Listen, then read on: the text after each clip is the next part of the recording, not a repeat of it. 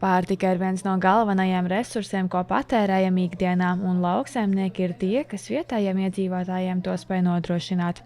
Pēdējā laikā šai nozarei nav klājies viegli, tāpēc Zemkopības ministrija sadarbībā ar Latvijas lauku konsultāciju un izglītības centru pulcēja Talsu apkārtnes iedzīvotājus, lai apspriestu aktualitātes lauksaimniecības nozarē. Ja ārsts nebūs pēdējais, viņš nevarēs ārstēt, ja karavīrs nebūs pēdējais, viņš nevarēs paņemt rokās ieroci.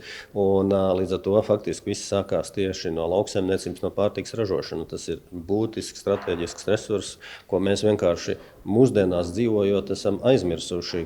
Ziemeļos nodarbojas ar rūpniecību, dienvidos ar lauksaimniecību. Kur mēs atrodamies? Ziemeļos. Ar to, ka mēs cīnāmies ar lauksaimniecību, tas ir mūsu entuziasms. Dienvidi mums spēja nodrošināt. Bet tā kā jūs redzat, kāda pasaulē viss kaut kas ir mainošs. Kādā brīdī mēs varam palikt bez nekā. Ja ir iespēja tikties un uzklausīt dažādas viedokļus un dzirdēt arī no citiem lauksaimniekiem un arī profesionāļiem kaut kādu ieteikumu, ko darīt, tad tas vienmēr ir iegūms pašam un arī citiem. Ja pirms vairākiem gadiem iedzīvotājiem iegūt dažādus produktus bija izaicinoši, tad tagad atliek vien ieiet veikalā, lai iegūtu visu, ko sirds kāro. Atceramies Covid laiku, atceramies dažādas krīzes, kad veikalās pazuda dažādi produkti, piemēram, toreiz griķi pazuda, sāls un tā tālāk. Tā kā pārtiks ražošana, lauksaimniecība ir strateģiska nozare un uzmanība jāpievērš tieši tādu pašu kā drošībai, veselībai. Mēs tikai izmantojam 27% mūsu saražotās lauksaimniecības produkcijas. Pārējais viss ir ievestais, un man tas ļoti sāp. Jāsāk ar to, kad ir jātīst vietējais ražotājs. Ar kaimiņiem jārunā, mēs atļaujamies jūsu produkciju, bet ar noteikumu tikpat daudz jūs paņemsiet pretī mums. Vismaz sākt ar to. Iepriekšējie 3 gadi lauksaimniekiem nesuši daudz izaicinājumus, un arī šogad riski pastāv, piemēram, augstās degvielas cenas.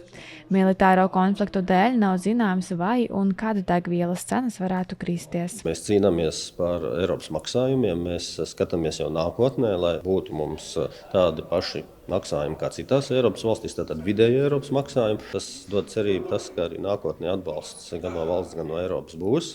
Šogad viņš ir tādā pašā apjomā nav samazināts. Lielākās aktuālās tēmas tas ir energoresursi, tas ir minerālu mēslu, sadārdzinājums saistībā ar visu ģeopolitisko stāvokli pasaulē. Bet viena lieta gan varētu priecēt, ka tomēr tā ziema, kas mums bija, tā bija saudzīga. Patreiz viss izskatās pozitīvi, bet viss atkarīgs tas, kas būs tagad tālāk. Konferences laikā izskanēja vairāki viedokļi un priekšlikumi, ar ko Zemkopības ministrija turpmāk varēs strādāt, lai pēc iespējas vairāk atbalstītu vietējos lauksaimniekus. Es principā strādātu pēc Kārļa Ulmana metodes.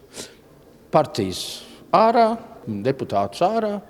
Viņi nav vajadzīgi. Lūdzu, tautas vēlēts prezidents, ministrs kabinets un strādā priekš tautas.